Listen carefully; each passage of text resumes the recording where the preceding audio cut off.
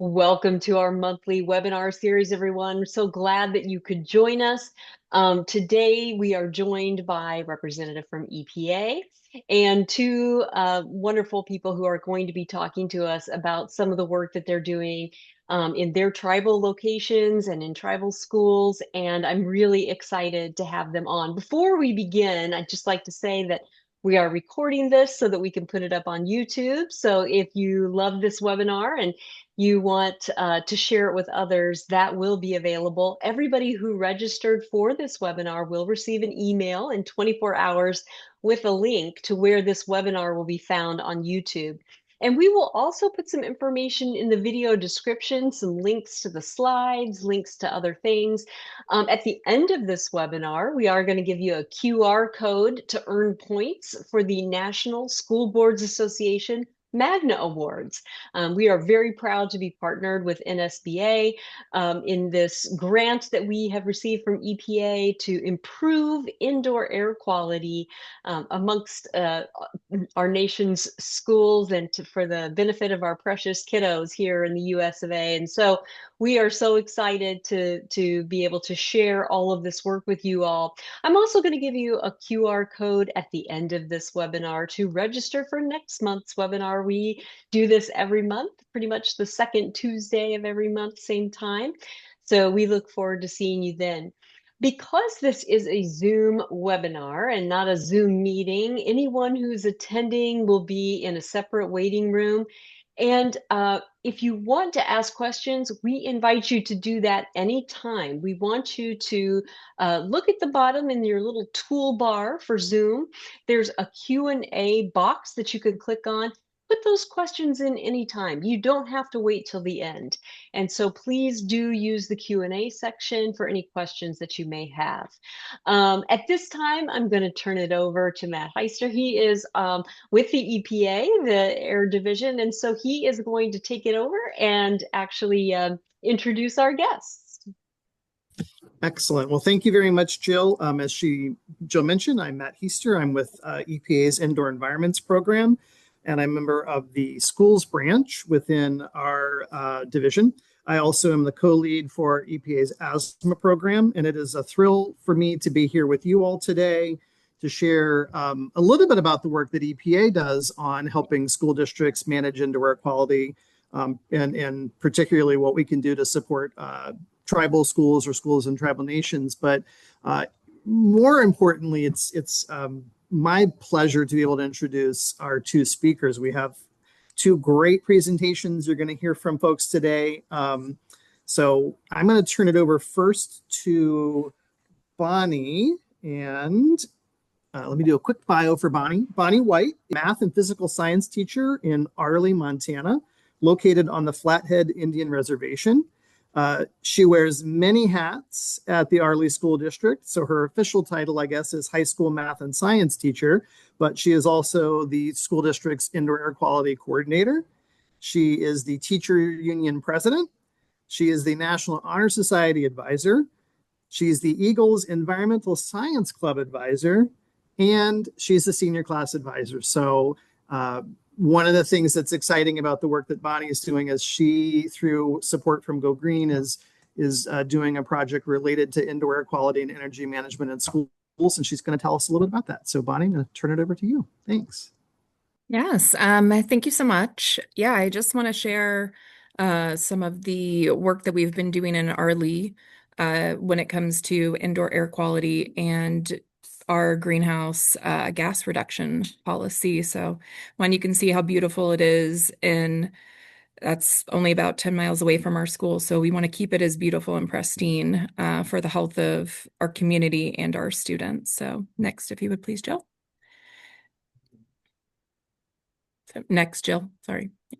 So something a little bit about Arley. If you can see Seattle in that image right there, that's a purple air quality map. If you go just due east, you will see Missoula, Montana, and we're just about 17 miles north of there. So why do we care about IAQ?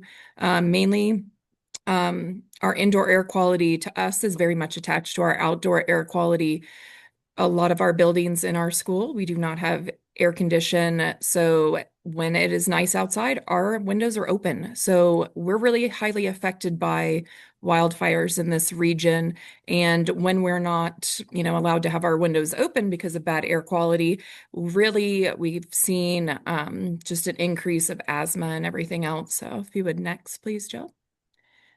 So you can have both the short-term and long-term health impacts from just our wildfire smoke, IAQ concerns, and definitely with our older buildings, this is what we can have to manage and have to kind of come up with better ways in order to protect our students and staff. So next, please. So some of the ways that we do this, our environmental science class is our leadership for our Eagles Club. We have roughly about 30 students in our environmental science club, but in our class we have about 12. So those are the leaders, and these are just some of the different studies that we've done. You can see Arlee is right there next to the arrow of the A, and that's located on the Flathead Indian Reservation. And it stretches all the way up into Flathead Lake to the north. So we've got other schools as well now based on the work that we've done. We've got air monitors in those schools as well. So we'll show you a little bit of what we do. So next, please. So one thing that we've done, we've had radon levels high in the high school basement. This was brought to our attention back in 2020 when the students were going down there to change out in the locker rooms and just said, hey, there is no airflow. It always kind of smells musky. And that was kind of our first step into doing a lot of indoor air quality. And from that study, we saw really large amounts of radon, and that's something that's very prevalent out west. And you could see that in the blue, that was in 2020. And then COVID hit, and we weren't able to really even get back into that study until the spring of 2023. And at that time, we actually purchased, because we knew we had an issue, purchased a continuous radon monitor. So we actually went around to different locations, and the students were seeing if they could follow even a trail of where are the areas that we were having issues with. And you can even see that green line right there. That's the EPA hazard list. You can see we're well above that. So that's just one of the many. And from that, the administration saw that data, raised money to get a remediation plan in there. And just this last summer, it was installed. So now currently we're going back through and monitoring each one of those locations again. So hopefully we can have this updated in the future. So next, please. Another way that we've done this, we purchased air filters for each of the classrooms. This is just one example in a high school classroom. You can see kind of the level of particulates that can arise in different times, whether or not they open their windows, things like that. But you can see that last little bit, we asked the teacher to turn on their air filter. This is how low just having a simple air filter going on while in class, it is bringing it down. It is definitely kind of monitoring and just really emphasizing that importance and using this to show teachers they're very much on board of, oh my goodness, that can help reduce the spread of viruses and bacteria. You're filtering that air out, especially on days when we cannot even open our windows. So next, please.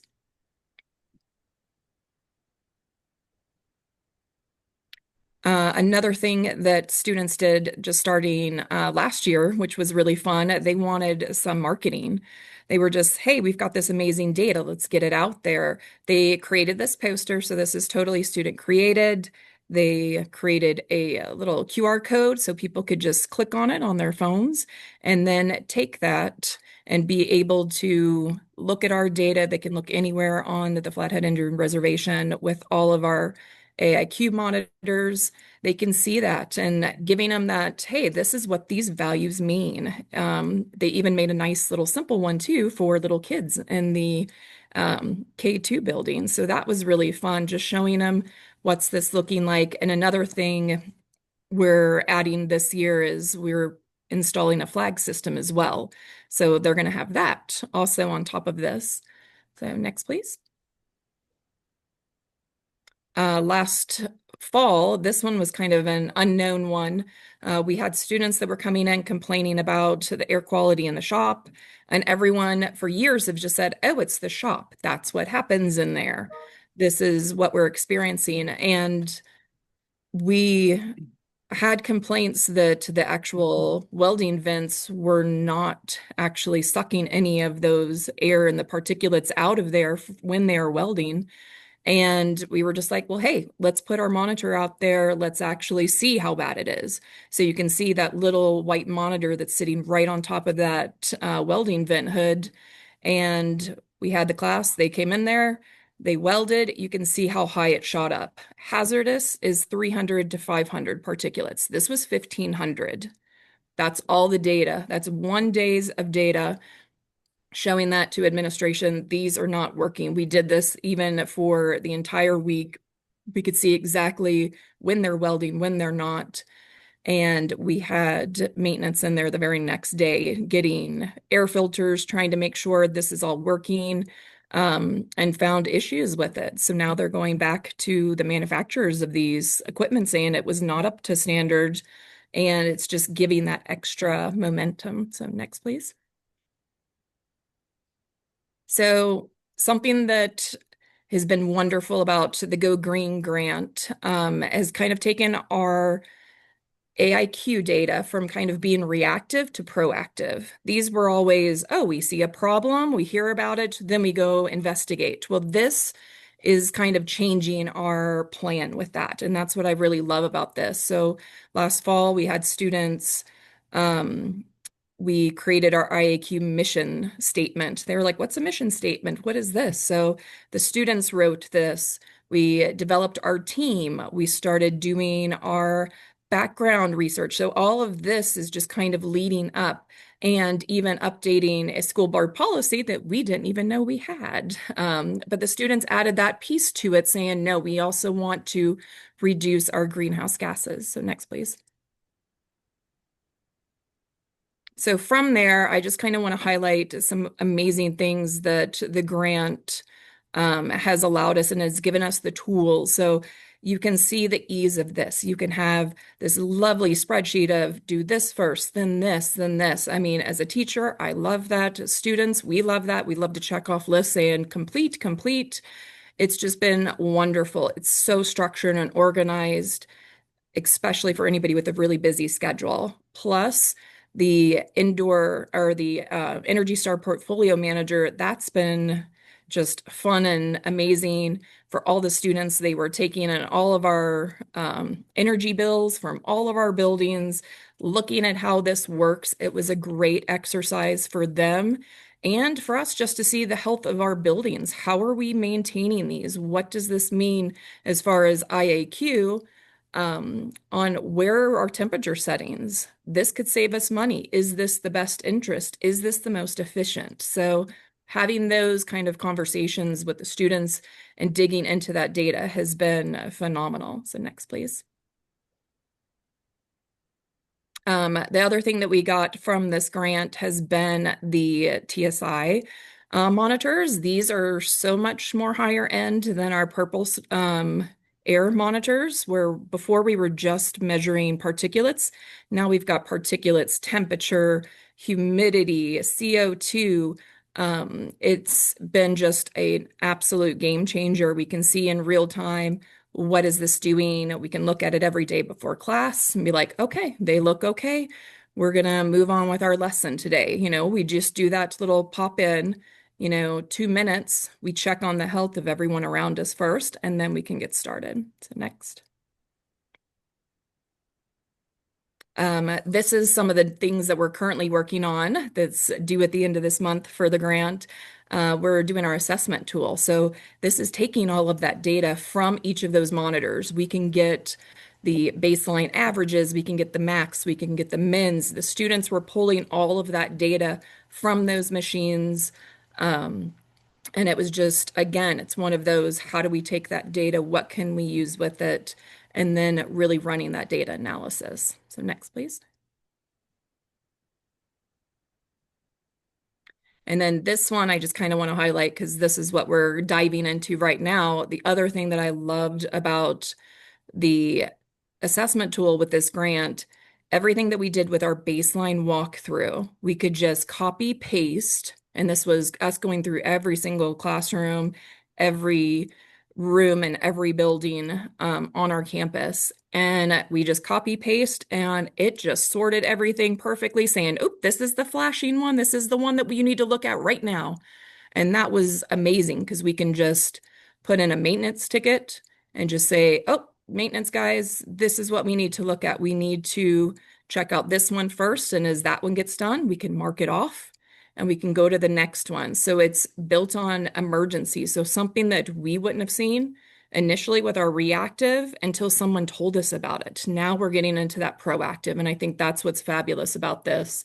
And then the one on the bottom is showing how are we involving our Energy Star portfolio manager and what are we getting out of each of those buildings? So again, it's kind of taking everything up a notch. So that is just, I mean, again, the kids are pulling that one in. We have great conversations and learning on each one of these pieces and having that in their skill set to just even look at their home or business in the future, whatever that looks like. These are invaluable lessons for anyone. So next, please.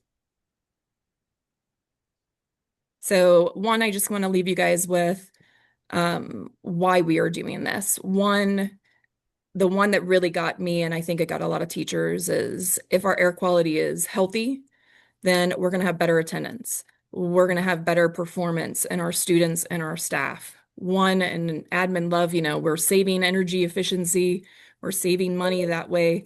We're doing leadership, we're doing eligibility for grants. So all of that to just kind of helps build kind of that community and that structure that really support both our students and our staff. So if there's any questions, next please, please reach out. You can get a hold of me. I've got kids coming in like 2 minutes. So please send out any questions, things like that, reach out. But I cannot say enough for the Go Green initiative. The Go Green grant has been fabulous. It's so easy. It's so informative, and it just really kind of helps grow your program. So thank you.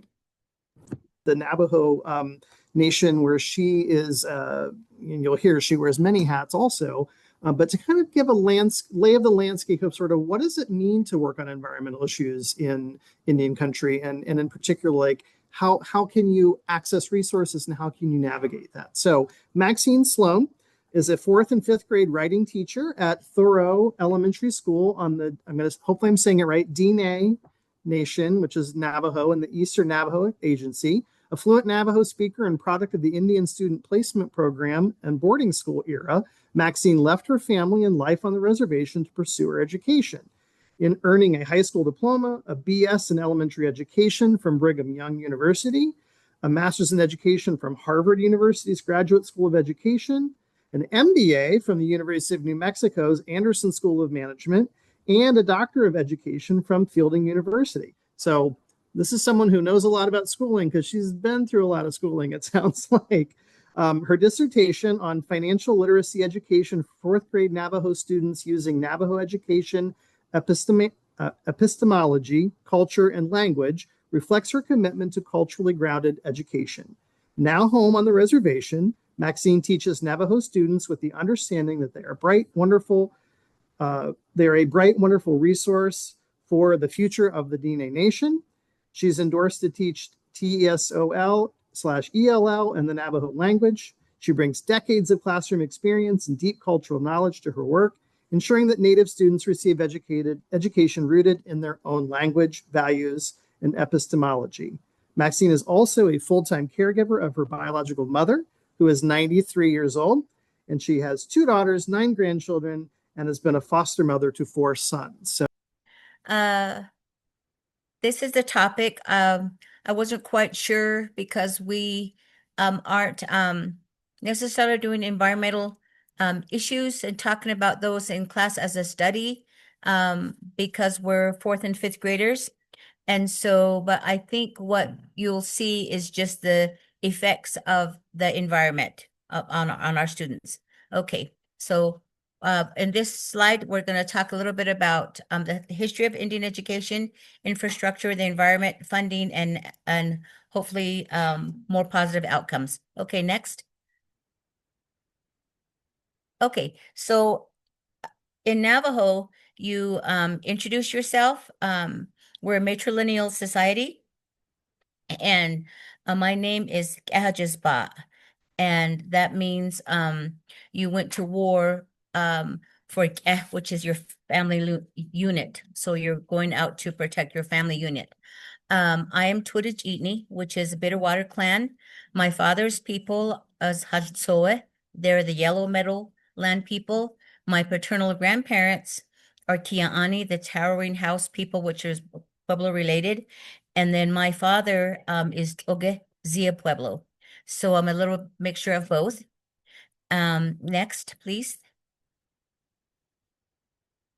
Okay.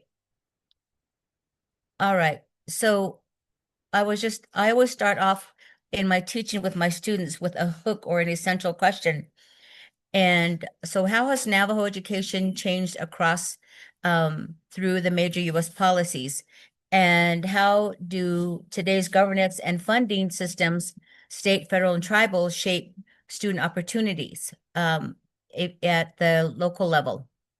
And how do infrastructure and environmental conditions affect attendance, health, learning, and access to coursework? And what practices can we incorporate to strengthen the academic success of our Navajo students, still incorporating our language and culture? Okay, next. Okay, so our introduction to the education system was after our long walk. It's called Huelti, and Huelti means a time of suffering. And it started from 1862, actually. It ended in 1868. And so our tribal members were rounded up and did a forced march to Bosque Redondo using up to 6 different routes to get there in the times of no highways, wagon trails or anything, was on foot. Okay, next. Thank you. And this is just a map of the different routes that our tribal people took. And so we have forts, like Fort Wingate is where the people were rounded up to. Then they were taken, Fort Defiance, and then taken to Fort Wingate. And from there, marched to different places across the Rio Grande River near Albuquerque. And we were there for an encampment, a period of 4 years, along with Comanche tribal nations and Apache and various bands of Apache, along with our tribe. And we were there up until our tribal leaders were sent to Washington, D.C. to sign a treaty with the United States. And part of the treaty was that we would receive education. Okay, next, please. I think this is okay. So in pre contact with education, we've always had education in our culture, mainly done by observation, apprenticeship. Um, and so a lot of learning, especially like, for example, rug weaving with my mother. She didn't rely on YouTube or manuals. It was sit down right here. Let me show you how it's done. Now you follow along and create your own. So that's the type of education we had. Apprenticeships for farming, for medicine, because our people were herbalists, botanists. They studied astrology to know when to plant. Herbs for medicine and cooking and the tools. Later on, we got livestock, and that they turned that into an economic form for rug weaving and clothing. Okay, next. Okay, so this is just a timeline of from our pre-contact to the treaty days to the operation of boarding schools, day schools, and to where we're at now. And you can take a look at that and read on your own. Okay, next, please. Okay, so the different types of schools that we have here are public schools, and I am part of the Gallup-McKinley County School District. We have the Bureau of Indian Education schools. We have tribal grant schools, tribes at different parts of our reservation, different communities, they've taken over their schools, and so they're grant schools. We have charter schools and we have private schools. Okay, next, please. All right, so this is just a framework of the different types of schools that our children on the reservation can go to. Okay, next. Okay, so my mother went to boarding school in Crown Point, New Mexico, and that's when from the Carlisle days of the early boarding schools, she was sent there as a 14-year-old kindergartner, and her brother, my uncle David Sloan, took her there. But it's interesting how we got the name Sloan, because my grandfather, his name is a Llane Billet, and his father is a Llane, which means a man who has many goats. So many goats, and the T/L sounded like Sloan, so that's how we got Sloan.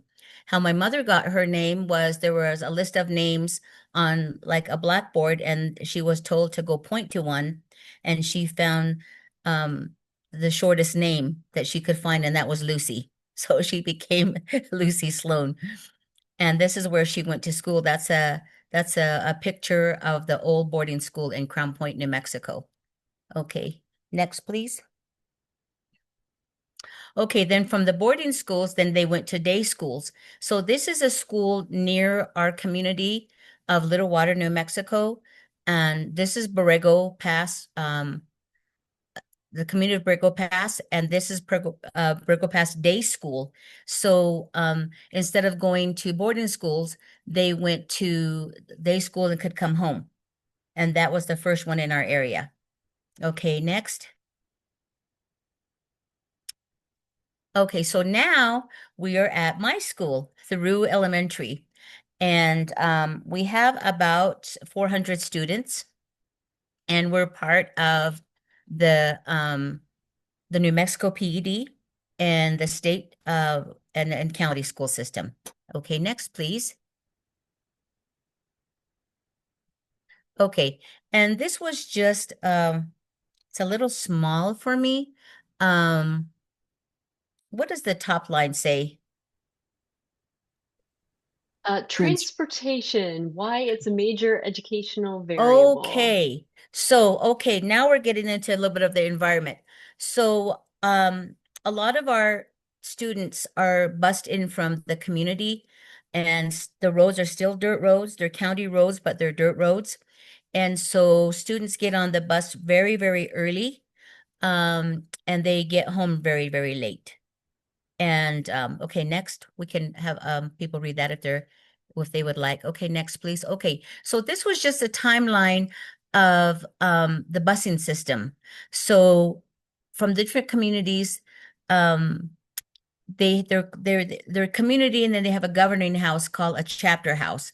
So we worked with the chapter houses, and we try to figure out and work with the tribe and the state and federal to see how can we make improvements to the road systems and incorporating more cell towers, especially after COVID-19, when on March the 13th on a Friday, our world just shut down.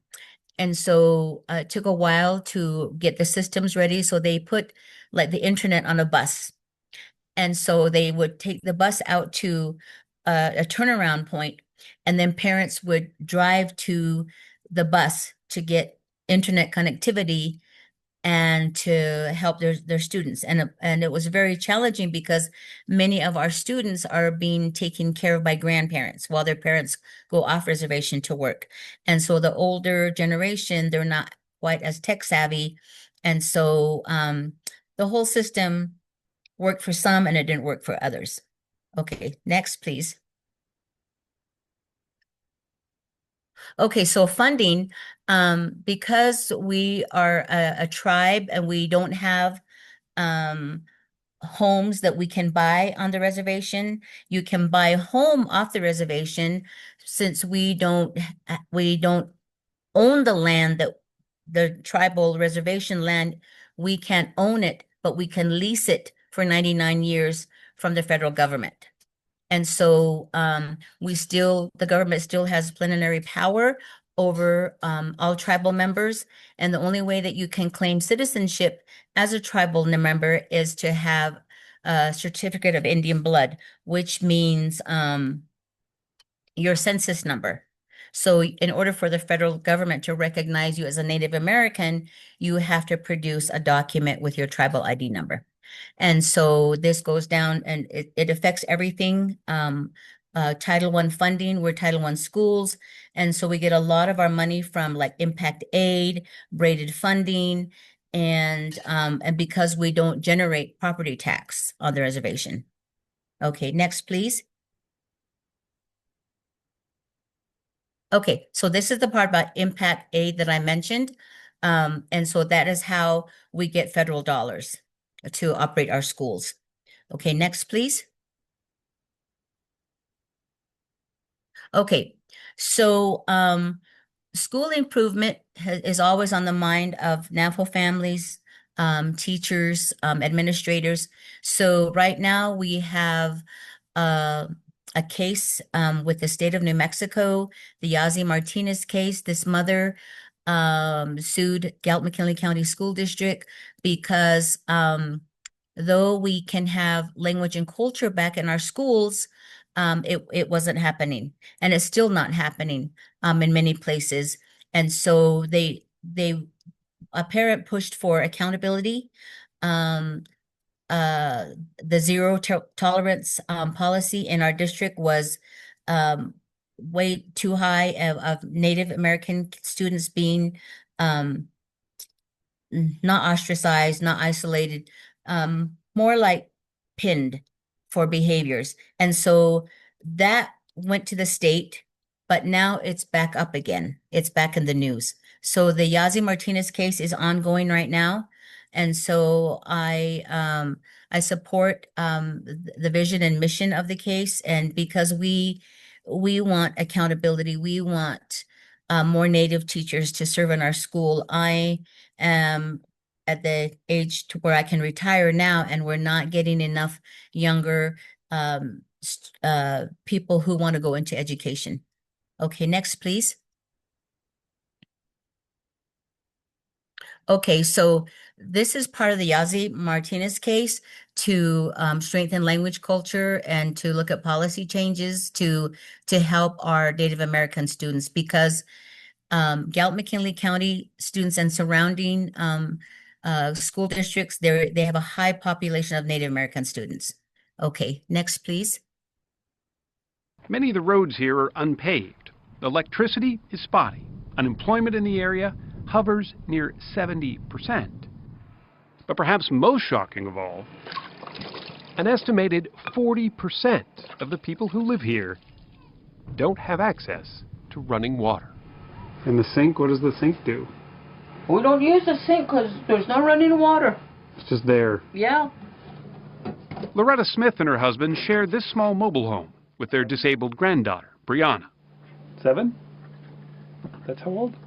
With no indoor plumbing, what little water the family has inside is carried in, bucket by bucket, stored in plastic barrels outside. Do you feel sort of forgotten out here? Yes, for sure, yeah.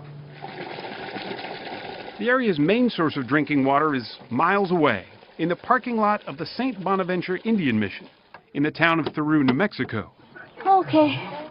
Getting water here can mean a 100-mile round trip for some families. And the mission's office manager, Cindy Howe, says many don't even have access to a car.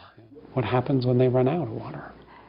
If they don't have any water, it's just they don't have any water. And sometimes I get so frustrated. Why can't people get water? And that's where Darlene Arviso comes in. They call her the water lady. Every day, Darlene loads up her big yellow tanker truck and takes to the roads to deliver something most of us take for granted. When I see her coming, I get, yes, water. Darlene is Navajo, born and raised right here on the reservation. Pretty much know everybody, right? She's used to carrying precious cargo. She's been driving the school bus on the reservation for years. But her water route is a job that she considers almost sacred. I'm proud of what I'm doing for my people, and I love my job. So. Do you? Yes, I do. What do you love about it so much? Like, I go out every day to meet different families. Yeah. There are 250 homes on her route, and she can only get to each family once a month, and sometimes not even then if the mud gets too thick. Which is why when she does make it, it's often treated like a celebration. Nina Garcia has never had a day with running water in her life. Unlike the rest of us who use about 100 gallons of water a day, Nina has been getting by on only about 7 gallons. That's a hard truth that Darlene has a hard time watching. Sometimes I wish I could do more. How do they make it last so long? Well, they just have to stretch out their water, and yeah. I say this, as having been raised Catholic with full knowledge of what I'm saying. Darlene Arviso is a living saint. The fact that this man, George McGraw, is on this reservation at all is a testament to just how dire the Navajo situation is. Do you see yourself? He runs a nonprofit called Dig Deep. He normally works in developing countries, digging wells in places like South Sudan, Kashmir, and Cameroon. But now, the problem is right in his backyard. I really had no concept that this kind of material poverty existed in the U.S. But it does. The question is, why? It should be regarded as a national embarrassment. We took that question to Dan McCool, a political science professor at the University of Utah, who studied Indian water rights for the last 40 years. How is this possible in this day and age that Americans don't have running water?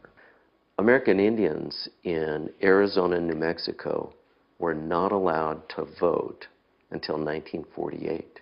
They did not have a voice. They weren't in line politically when the money, the funding, the projects, and the water was being allocated. So the only source of water left for the Navajo is groundwater, lying deep beneath the hard rock of the Continental Divide.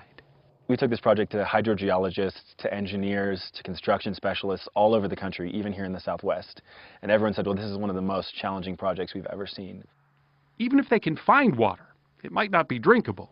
You'd probably start to hit water here at about 600 feet, but the water you'd get out would be laced with uranium. That's from years of mining on the reservation during World War II. Older water wells dot the landscape. Sarah Begay, who's lived on the reservation all her life, took us to this one. It's still pumping water, but few dare drink from it anymore.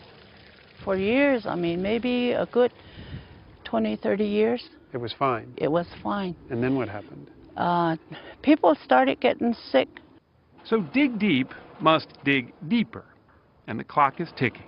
Running out of water by the middle of the month is a painful experience. And most of them do. Yeah, most of them still do. Good morning. Lindsay Johnson makes sure she doesn't run out. She has a system to conserve every drop Darlene delivers. What would you do without her? I don't know. Aside from her morning coffee mug, she uses only paper plates and cups, so she doesn't have to wash dishes. Like her fellow Navajos, Lindsay shares her home with as many as 8 other people.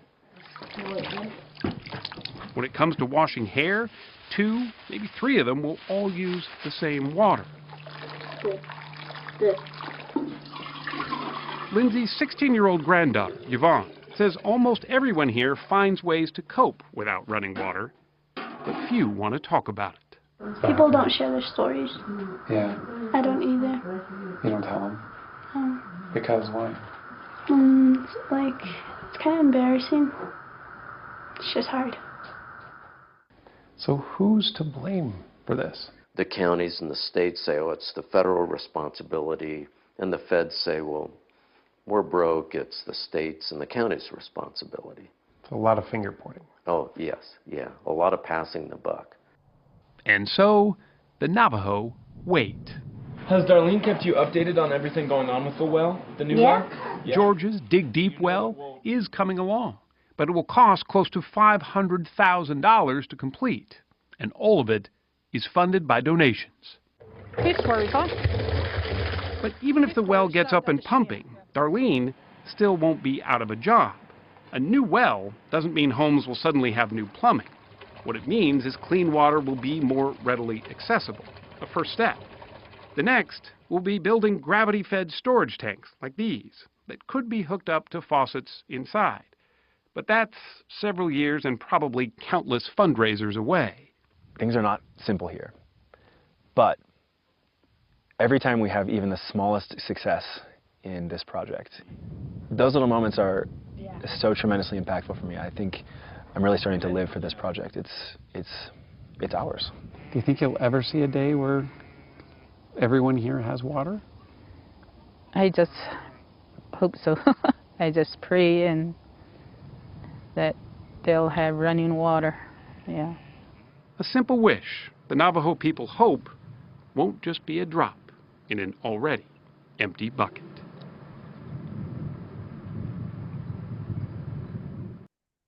Okay, so environment and education, environmental issues that we talked about water quality and water access to, and having just basic infrastructure, not just necessarily water, but electricity, the internet, roads, and the contamination in our old water systems and water tables. There are still open uranium mines from World War II. In the back of where we live in Smith Lake, there's even a road named United Nuclear Road, and that those ponds that were never cleaned up, and they're still there, and it goes down into the water systems. And so what's really hard is our communities, the schools near Theroux, around Theroux, we have a very high segment of a student population who have special needs. And our SPED population is only supposed to be about 10% of the school body at our school, and we have way more. And so these, I know, I don't have the stats to prove it, but it has to come from the uranium mines, and how people have sometimes made their homes with the rocks and dirt to build like hogans from near the mines. And so mine tailings, that's an issue, an environmental issue, and it affects everything. It affects the air quality, and it affects the climate, and it trickles down to our children coming to school. And so this is something that we've always known as and teaching and working back home, that we have these issues. Next, please. And this is just a map of all of where the mines were, and you can read that for yourself. And they have a little table and a pie chart there. Next, please. Okay, and so this is an invitation to come to Eastern Navajo Agency and to look at what are the next steps. And this is just one area of the reservation, just one segment of our Navajo population. We have our larger Navajo reservation, and then we have 3 satellite communities. And so, and each is different, each is unique. And so I really appreciate the time that I had to share this information with you. It took me a while to to give a historical perspective of how we got here through the educational system, and how my mother went to school, and how and why she refused to send us to boarding school for the based on the events that happened to her, and then us being sent to be educated in non-native families outside our home. And so this was a little bit of taking a step back in time, and looking back and hoping like, okay, and I was very much a part of the system. And now I'm a teacher to these um, young children who are our future. And that sounds like a cliche, but it really is. And I think about what what is their life going to be like? Um, what social impacts and environmental impacts do they have to deal with? And what is our tribe going to be like? Are we still going to have our culture and language in the future? And so, I'm grateful for the opportunity that I had to um, give a presentation here. I was a little bit nervous about what to say and how to present this, and but I thank you for your time and listening to our story here on the eastern side of the Navajo Reservation, and that word is aheha. Can you say it with me? Aheha means thank you, and that is it. Thank you. Maxine, very much. And I think one of the things that that you touched on is that these are not isolated incidents, right? Like, we focus on indoor air quality and sort of energy management in schools, but that's not separate from what's happening in the community. That's not separate from water issues. That's not separate from, sort of the range of things. And as we all know, schools as centers of community have to deal with it all, right? So I really appreciate sort of the fact that you're highlighting sort of just some of the things that you and your tribe have been addressing and continue to address. And you can't just sort of pick one out from the other and say, well, we're just going to focus on this, right? It's all interconnected. So thank you for sort of reminding us of that. And whatever capacity our attendees sit in, the context of the community that you serve, or the communities you serve, the families that are sending kids to your school matter. And that all impacts sort of how you address the issues that are facing your school, whatever they might be. So, Jill, right. I'm gonna really quickly sort of abbreviate a few of my slides, but I will ask Jill if there are questions that have come in, since we have a few minutes left. Okay, we're gonna just go through slides quickly then. Obviously, schools do face is air quality issues and managing the indoor environment. So I'm gonna have you skip the next couple slides. You can skip that. So why is IAQ an important issue in schools?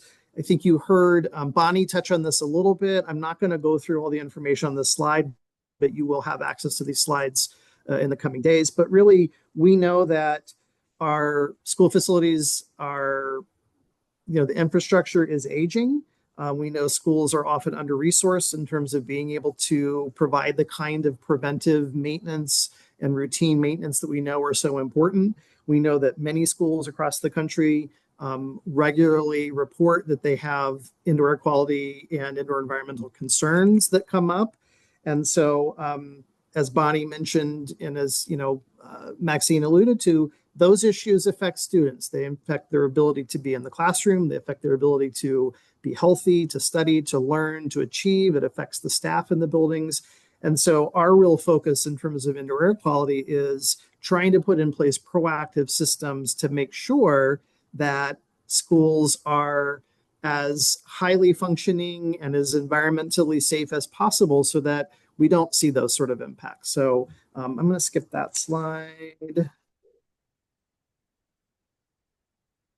You can go to the next slide, Jill. Yeah. So we have a lot of information on sort of how you do that in a school system. And my last couple of slides, which you'll be able to see, have links to a lot of resources. But essentially, we're looking at how do you put in place, and this is something that Bonnie mentioned, how do you go from reactive to proactive? How do you go from oh my gosh, this issue has come up. What do we do? To how do we put in place a procedure and a plan and a policy to address the environment in the school? And we've got a ton of resources that are available to help do that. It's all built around our Indoor Air Quality Tools for Schools kit, which is available online. And it really provides very hands-on practical guidance to schools to be able to assess their environment and then figure out, well, now that we know what the problems are, what can we do? And what are the quick fixes that maybe don't take a lot of time? And what are the things that maybe we have to build into our planning and our budgeting? And sort of how do you assess where you are and then figure out where you're going? And so all of our resources are really designed to provide schools with that helping hand, no matter where they are. And we have schools that have very long-standing programs that still find things come up. And so a lot of it's just being aware of the situation, being aware of conditions in the school, being aware of how the school districts that you're in or you're servicing, how they manage facilities, how they keep track of requests and work order systems, and how do they report back to the community. And so all of those things are incorporated into our IAQ Tools for Schools program. So next slide. This last couple of slides, again, I'll go through them quickly, just are some of the resources we have available. Everything is online. Everything is available at no charge. We have webinar series. We have video series that sort of walk you through all the components of put in place an IAQ management program. And how do you do it? We've got examples of school districts from across the country that have done it and sort of what were the lessons that they learned that we can share. And so I would encourage you to snap on that QR code. It'll take you to the website. You can find all the resources available. I want to preserve the last minute or so for Jill because I know she has a couple last things she wants to share. If you would like to earn points for the Magna Award through the National School Boards Association, this is a QR code that will take you to a quick survey. You take that survey and you'll get a certificate in your email inbox automatically, and that can be used as part of your 2027 Magna Award application. We'll also be sharing the link to this survey in the video description when this archived broadcast of this webinar is up on YouTube. And everyone who has registered will get an email in 24 hours from this very moment to give you all of that relevant information. I want to thank Matt and Maxine and Bonnie and all of you for joining us today. Thank you all so much. Have a wonderful rest of your week and do something in your life to go green. Thank you.